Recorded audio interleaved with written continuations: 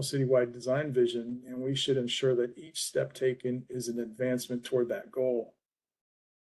Number 2 is about building a more sustainable Dallas. A sustainable Dallas, as CCAP mandates, that's the Comprehensive Environmental Climate Action Plan that the city passed just recently, a year or two ago, will be one that finds a balance between economic, environmental, social, and policy decisions and improves the overall quality of life for citizens and businesses within the community. And number 3 here is to develop the transportation network to create a more connected city. So knitting together neighborhoods and destinations within the city with strong physical connections should be critical in building a cohesive and memorable place. Weaving a network for vehicles, transit, bicyclists, and pedestrians represents an opportunity to shape the personal experience one has of the city and promotes access to major public amenities and services. Next one, please. Number 4 is to cultivate strong neighborhoods. So great neighborhoods are the cornerstone of every great city. They make up the majority of our city's land area and are critical ingredients to the city's vitality and health. To help make sure Dallas is a desirable place to live, neighborhoods need care and attention, and residents can shape their neighborhood's destiny and provide direction and input into strategic investments that maintain and enhance the amenities that contribute to its identity and help sustain Dallas's future attractiveness as a city. Number 5, placing a high value on public space. Built or natural, public space is where the city breathes and gathers, from White Rock Lake or Fair Park to Main Street Garden, Keys Park, and South Oak Cliff Renaissance Park. We should ensure each public and private contribution is maximized for every public space that we construct, effect, or reform. Number 6, celebrate each community's unique identity.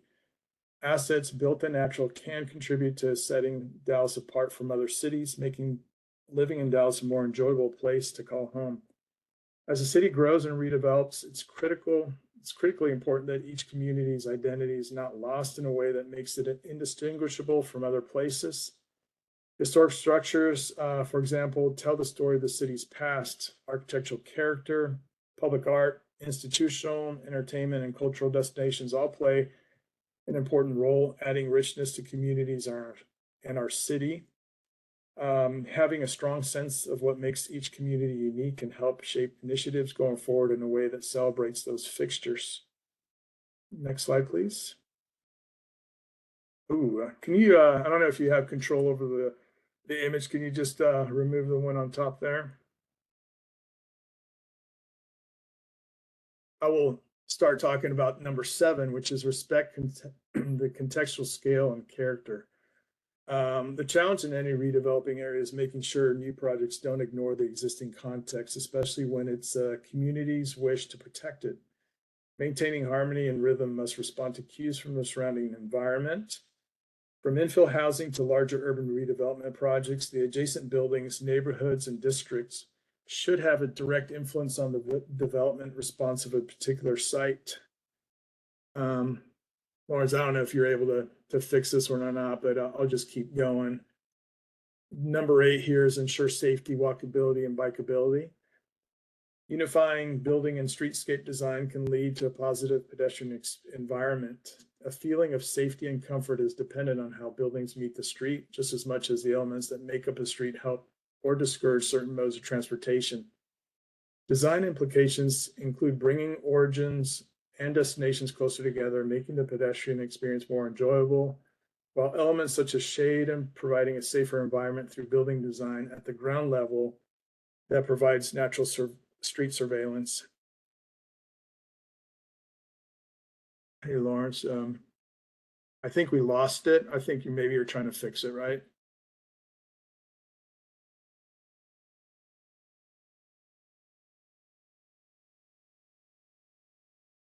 Apologies, let me share that again. Thank you. And we are moving to number 9, I'm sorry, which is view public streets as public space. Okay, streets are more than conduits for vehicles. Our streets, right-of-ways represent the single largest element element of our public environment. They make up roughly 30 to 33% of our total city land. And they are the most frequent way we experience our city and therefore shape our image of Dallas. So streets are the opportunities to showcase our values as a city and should be developed as a carefully designated or designed public space network. Transportation infrastructure has a huge impact on the quality of character of the built environment. So placing greater emphasis on the public experience of streets as places reshapes acceptable development responses and patterns, resulting in raising their quality in our city. Next slide, please. Number 10, approach every project as a contribution to the greater urban vision. And that means each project, public and private, can reinforce our city's ideals. The built environment is a reflection of our values as a community, and each project should be considered a part of the cohesive picture.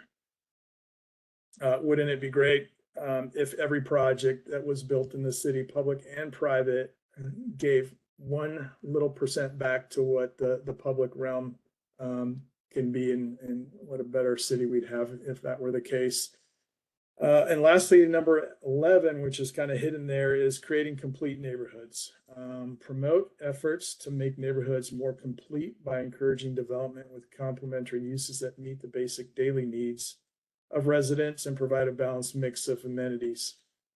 Uses and amenities might include community, for instance, might include community centers, religious institutions, daycare facilities, libraries, schools, community gardens, neighborhood retail and services, cafes and grocery stores as well. To work effectively, this effort should also bring a strong focus on walkability that includes safe and comfortable pedestrian and bicycle infrastructure. Next one, please. So who are the urban design principles for? In short, they're for all of us. They're for the public. The principles can help empower the public with tools to participate in the design process and planning conversations. The government, the principles can support consistent design feedback across different levels of local government to ensure an equitable Dallas that is consistent with its policies and priorities. The developer, the principles also demonstrate how developers and other real estate professionals can incorporate good urban design into their projects that creates valuable business and community investments alike. And the professional, the principles can provide architects, designers, planners, and other professionals with key considerations to design the city's public realm in a holistic and cohesive manner. Next one. The key components of an effective urban design approach. There are 4 key components of an effective approach to urban design, and those include urban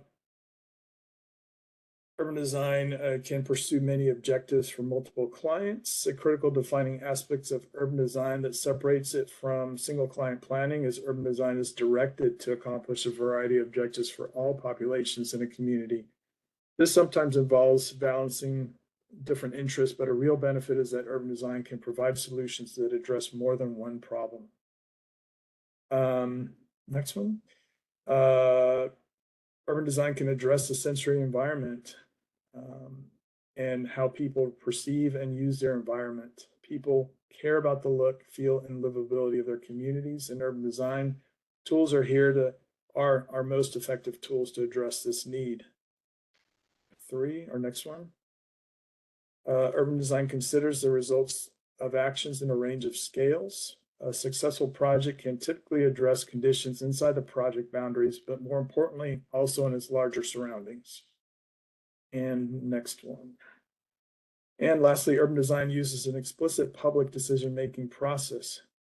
Broad and focused engagement techniques are critical in most public planning efforts, and urban design brings with it several tools to help people participate meaningfully in this design process. This can include visual preference surveys where participants can evaluate different building types, parks, features, or environmental measures to identify which might fit best within their community. Web-based tools and hands-on exercises that allow participants to identify the type and location of desired improvements are also tried urban design input tools. Next. Oh, and that's it. And that's it for me. Handing it off back to Lawrence. All right, thank you so much, Arturo. I appreciate the kind of deep dive and unpacking kind of what urban design is, kind of dispelling some preconceived notions about urban design, kind of talking about the different components of urban design. But what I want to talk about too now is how does urban design fit into Forward Dallas? So there's a lot of different kind of pieces that Arturo mentioned. So we're going to use the next few slides to kind of talk about how we're envisioning urban design, kind of joining with the land use component with Forward Dallas. So we're going to be going over that really quickly.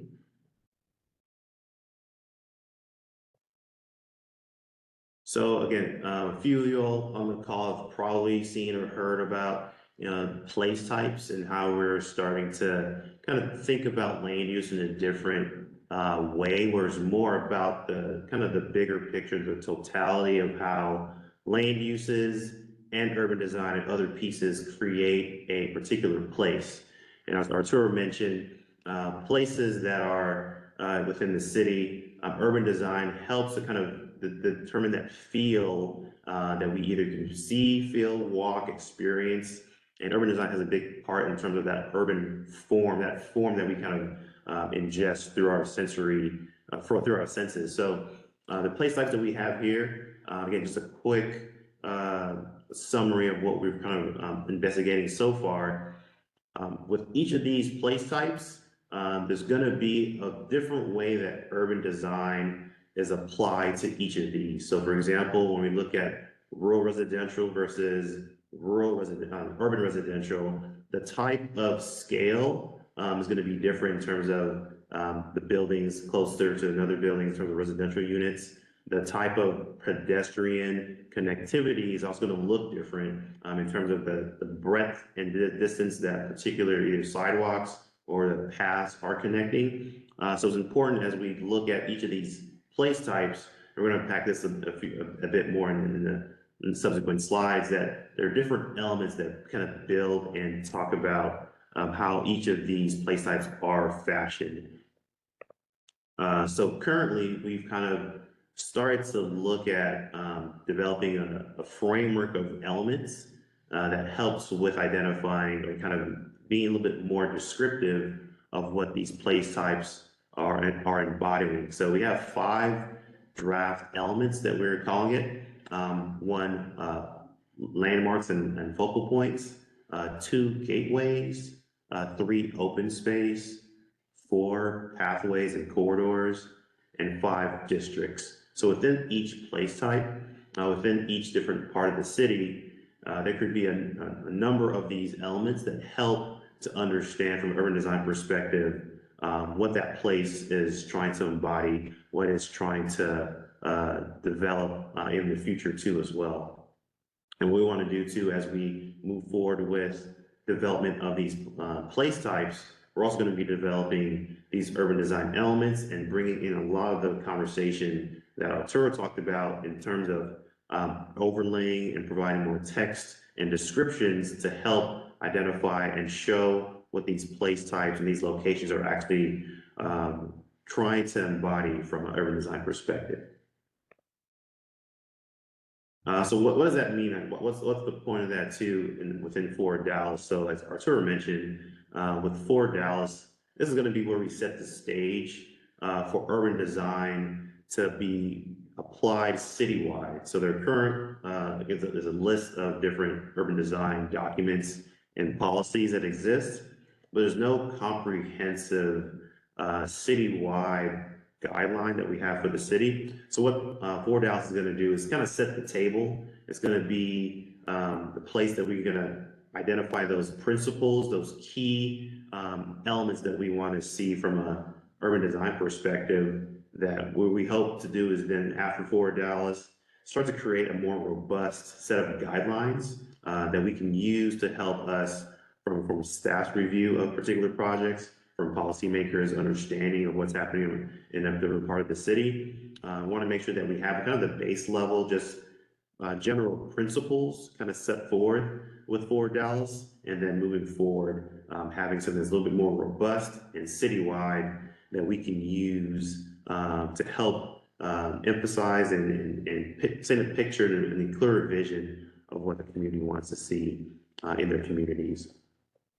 So with that, that's the end of our conversation. Just want to kind of briefly kind of give a unpacking of what urban design is. I'll let you all know how we're thinking of tying that into Forward Dallas, but then opening up for discussions about either of those different things that we just talked about related to the concept of urban design and how it's going to be applied in Forward Dallas. So with that, what we want to do during our discussion, there is that hand raise button that exists on your either chat function or top bar of your phone app. If you wouldn't mind pressing that if you have a question, and then we'll call you out and put you on off mute for you to be able to engage in a conversation with us.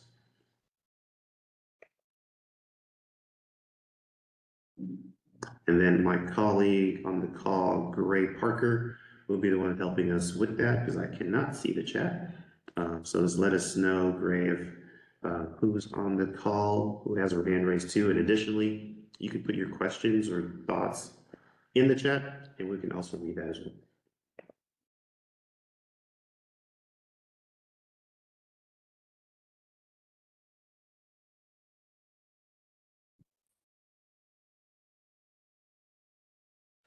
Hey, Lawrence, I wonder if this might also be a good chance to let people who are on this call know that there have been other Lunch and Learns also, and where they might be able to find those recordings once they're up. Yes, so what we are trying to set up is on our Forward Dallas webpage within our documents and resources tab. Those recordings will be uploaded to that location. Additionally, we're going to be uploading those to our YouTube as well. I think it's kind of Planned Urban Design, City of Dallas. If you Google that, you'll be able to find our YouTube channel as well.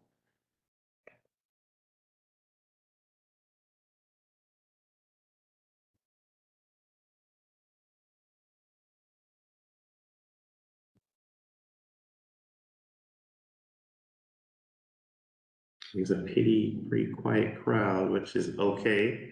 I think when it comes to urban design, I think a few things too, Arturo, that you're kind of talking about that I think is pretty interesting is when we hear the term, I guess, urban, just kind of setting that up. I think there could be some ideas of like, what does that mean? Is it for a particular part of the city?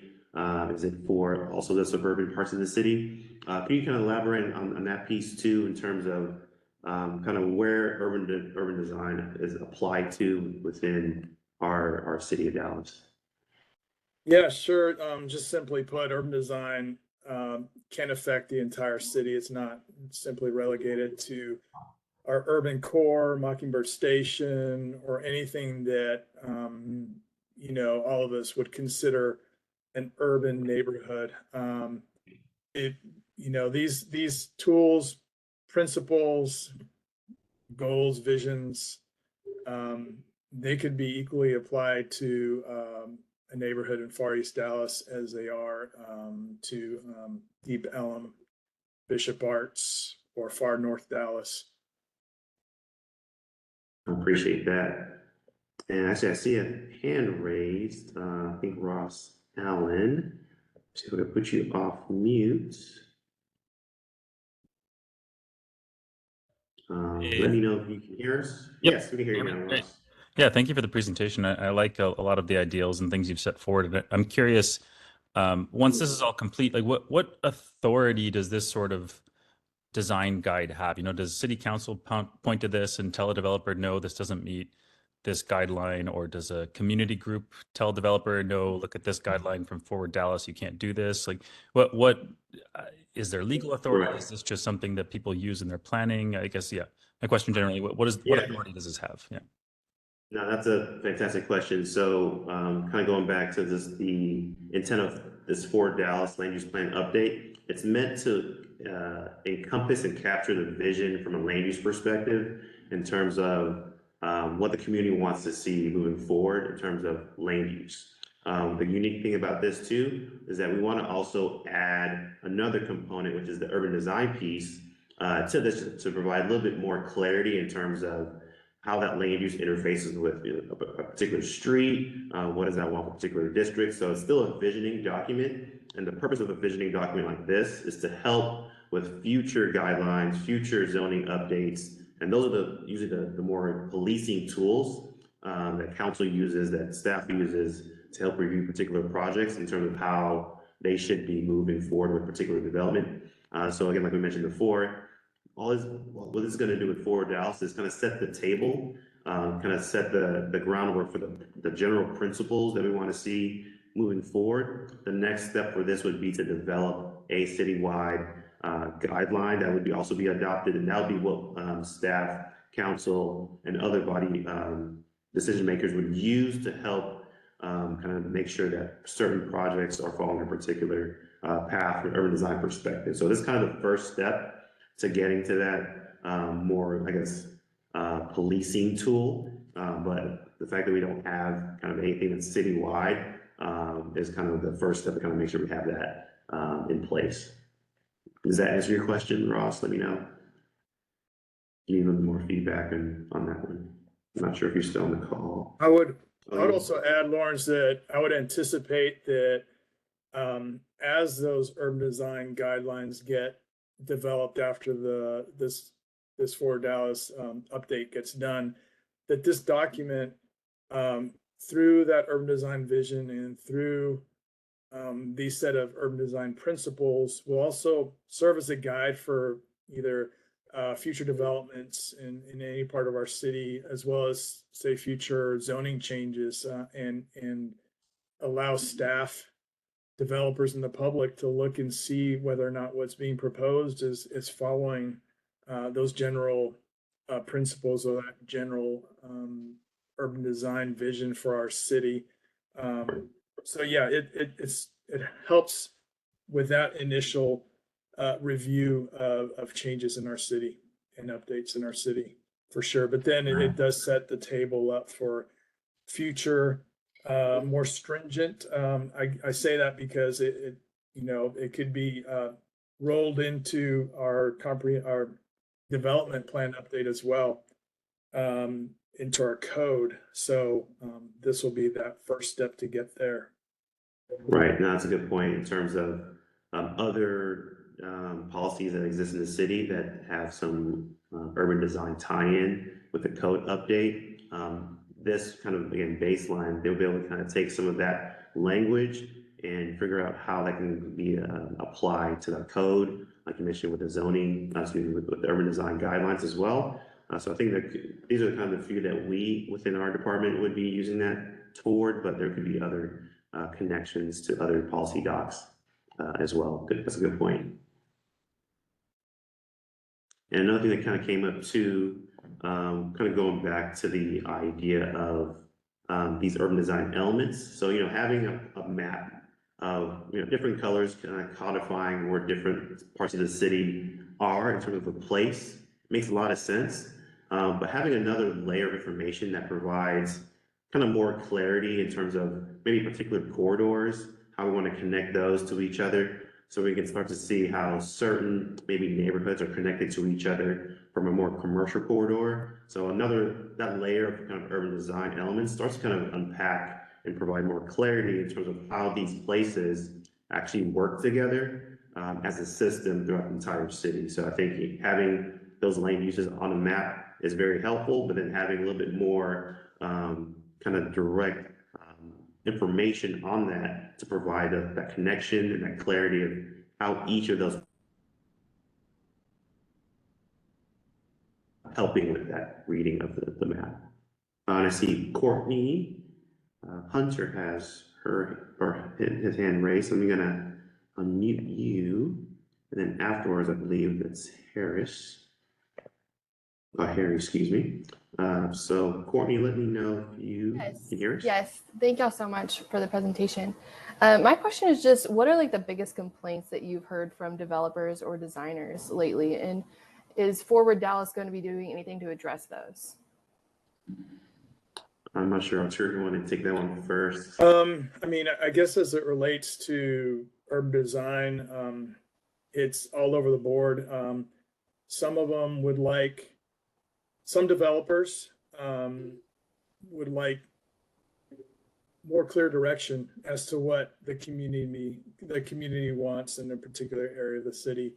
And of course, some will say that you're asking too much of us, and in which case we say, if you're going to build in Dallas, we'd like for you to at least give something back to the public realm, whether that's how you place a building on a site, or where you place parking on the site, or how you maybe hide parking, or how you access the ground floor of your building. How does it improve the neighborhood, or how does it build off of what's already happening in the neighborhood?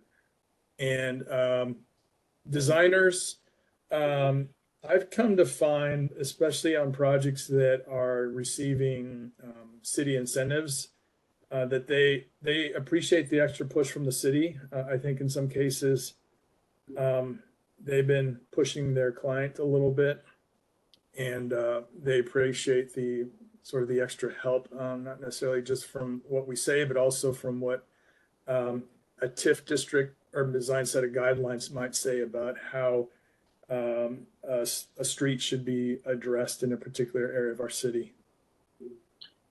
Yeah, I think to add to that too, I think not just the developer, but from the community side, what we hear is that there's no clear direction in terms of what can't be built or how that form needs to look like. So we have kind of one-off kind of consultations with certain communities to develop some design standards, kind of piecemeal, but I think providing that additional layer of urban design throughout the entire city provides predictability and consistency from a urban design in place kind of making perspective, where people sort of understand, okay, this is actually a corridor that's kind of leading to a commercial district. This portion of the city is actually a gateway into my neighborhood. Sort of understand how all those pieces fall together. That can start to help to understand, developers understand like what and how that area should be developed, and also to the feel and look of that place as well. What are the principles and those guiding factors that should play into that as well?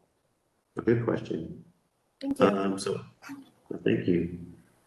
So we have a question from Harry Swanson. I'm gonna unmute you. You should get an alert to unmute yourself.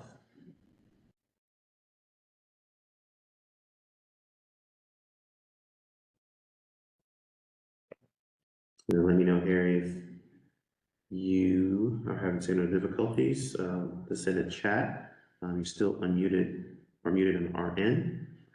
So we'll come back to you, Harry, if we're not able to unmute yourself. I think Ross, you might have a follow-up question. Your hand is raised. I'm going to unmute you. Hi, thanks. Yeah, just because it was just mentioned, and I know I was in another one of these lunches and mentioned the same question, but is this where something like parking minimums would be addressed? I know that has really shaped Dallas and made it so we have far more parking than we could possibly need. And what is that something that gets addressed in this Forward Dallas plan, or is that something that would come up and we point back to this and say our urban design calls for less car-centric development? I guess I'm curious how that plays in, because I think we kind of deferred the question when I asked it last time. Yeah, so the two kind of points on that. So from the land use perspective, when we kind of lay out all the place types, they're going to have descriptions about how each land use should be developed. I think the parking component, in terms of, maybe thinking about more pedestrian oriented type of place types, that's one place that's going to be addressed. When we look at the implementation items that would be summarized in the document, when we talk about connectivity and TOD and some of these particular themes, those are some areas where we're going to be suggesting things like parking minimums and how that can be applied. Again, going back to the purpose of this document, is a visioning document. So what this does is basically speak to what should occur, and then start to connect the dots to how that would actually occur moving forward with other agencies or other actions or steps. So that's kind of another component. And then with the urban design piece coming into play, again, another layer to emphasize how we want a particular place to be related to connectivity, automobile traffic, and that can lead toward parking minimums. But the one piece of one place in the document that will probably speak more directly to that would probably be in our implementation section, where we have particular items that we kind of spell out. For example, parking minimums should be X to allow for more pedestrian-friendly environments. We would identify a particular department or series of departments that would help with doing that, and then post ForwardDallas, we would try to figure out which departments or policies would need to be updated or tweaked to be able to enforce that particular suggestion. Does that help, Ross? Oh, you went back on mute again, I'm sorry. So make sure I touched on your comment. Oh yeah, I responded in the chat, but yes. Okay, awesome. Yeah. Sorry. Okay, cool. Thank you so much. All right, so I'm gonna go back to Harry Swanson, just to make sure that you're available, and then we have Leslie, and I think that'll be our last two speakers for today, just for time. So Harry Swanson, let me know if you're able to unmute. You should be getting a request on your side, and there we go. I think you're unmuted. Can you hear me? Yes, we can. And the last couple questions sort of cover it, and you really didn't cover it that much. Somebody said that next 20 years we're going to get 300,000 people. I don't know if that's the city of Dallas or Dallas County. And if you look at the traffic now, and then you start putting parking minimums on all this, where are you going to put all these cars? Because if you look at the highways today and in some of the neighborhoods where they're parking on the street and everywhere, if all of a sudden we get half of 300,000, we get another 150,000 cars. Mm-hmm. I don't see anything in your design, how you're going to handle that. Mm-hmm. And I read up on it, and when everybody goes over, they talk about parking minimums and stuff like that. And we sort of solved it when we came up with the concept of putting the parking inside the high rises and the multifamily stuff. But, Right. I don't see how you guys are going to handle it. There's just Right, that's a great. Yeah, go ahead. Sorry. just how are you going to handle all the cars in this urban design? There's no design that you guys are coming up with. What So yeah, to kind of speak to your question, when it comes to kind of looking at transportation, again, we're not transportation planners, we're not the engineers. When we have our conversations with transportation, one of the key items that will likely have to be looked at is updating a thoroughfare plan in terms of the types of roads and networks that we have in the city. So if we're going to be proposing, or the city and stakeholders want to see some places that be more dense in some areas, that's going to affect transportation, like you mentioned. And that's also going to affect how we get vehicles in and out of those locations. So when we speak of parking minimums, when we speak of transportation, some of those things are actually being discussed right now with those departments to figure out what kind of corridors would make sense in these places that exist. So when we talk about parking minimums, that kind of talks about kind of pedestrian development in one particular perspective. But again, like you mentioned, capacity is going to look different. So I think when it comes to a capacity from an automobile perspective, that's something that's going to have to be rethought through and thought about through thoroughfare updates, through other types of engineering that our plan wouldn't delve into too much because we're not engineers.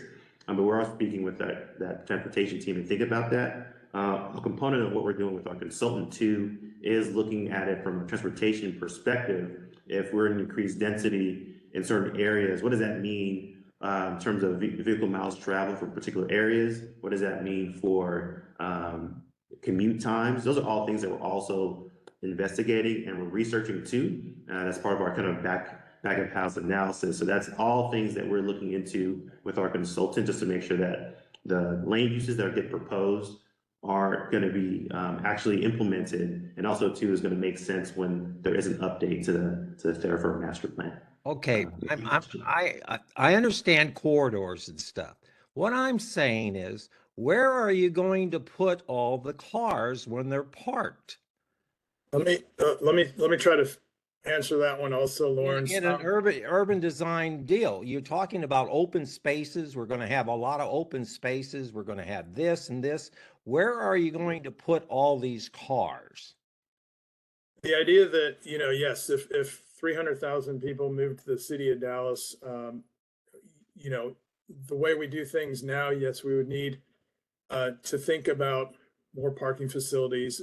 What we're trying to do with this comprehensive land use plan update is to not assume that everybody will need to make all their trips using a vehicle. So there'll be areas of town that are near transit-oriented stations or DART stations that could facilitate meeting many of your daily needs by foot or bike and not needing to get in a car, or meeting your needs once you're in a particular place of town and you've gotten there in a car, to do the other two things that you might need to do that day: go grocery shopping or visit a doctor without having to get in your car, because land uses are better mixed together, they're not separated. We can't, and also, I mean, it's a multi-pronged approach. We need to think about improving circulation, not only for vehicles, but for bicyclists, to allow for people who would get on a bike and not necessarily get in a car to do that safely. People are out there now who would want to do it, but don't feel safe doing it. By including, not having just one place or two places in Dallas where you do all your shopping, or you go to the one park that has a dog park or a skate park. You have those more closely in your neighborhood. Helps to kind of reduce the need for having a vehicle for everything you need to do in the city. So yeah, we can't assume that we're going to do things the same way we've been doing them the same way, and not have big issues in our city in the way that we move traffic or we park vehicles here. And we need to think about things like sharing parking. Not every use needs its own parking. We could share parking between uses. There's a whole host of other things, and our department is working on making some adjustments to our parking regulations, and that will come a little later, perhaps starting again this year. Awesome. Thank you, Arturo, for the clarification. So again, we have one more question. Leslie, let me see, Leslie Cannon. So I'm going to mute you, and that'll be your last question for today. Hi, thank you guys for your time. It was a great presentation, so thank you for that. And there's so many layers to this, and my question is really more towards funding, and it's a lot of great ideas, and I guess just to echo the last speakers is like, how do we make it happen, and feasibility and logistics. But mine is specifically to grants, and my question is just, are you guys looking for additional funding, like the Safe Streets and Roads for All grant program, or looking to partner up with the transportation department to see what other like federal funds are available for urban design projects? I guess if that's been happening, and or are you guys looking to potentially seek other types of funding and investments to make these projects into reality? Yeah, I can speak to kind of the purview of what we're kind of doing for Dallas. So I think with Forward Dallas, we can identify there's some priority locations that we've heard from council members, the city manager's office, stakeholders, et cetera. This plan is going to help us to identify some of those maybe core or specific locations or priority locations that would need additional funding or funding to be implemented post Forward Dallas. Again, what this document is going to do is kind of lay that big picture in terms of this is what the vision for the city looks like, or we want it to be in the next 20-25 years. What are those priority areas that we need to focus on moving forward? So I think using this document, again, the feedback from other stakeholders, we can start to kind of identify what those priority locations would be, and then it's going to be up to council and the decision makers to figure out where and how that funding should be applied and where should be gathered from to kind of help with that. Yeah, and you mentioned, Leslie, you mentioned a lot of things that the city currently uses and will continue to consider, and those being bond programs, incentives from the Economic Development Office, if they fall within certain areas of our city or are meeting a need that we need in a certain part of our city, are also ways that we kind of address some of those issues. But also ideally, putting a little bit of the onus on private developers as well to do, they're already developing a project. How can they make it a better project as it relates to the public realm? There's good ways and bad ways of developing a project as it contributes or doesn't contribute to the public realm.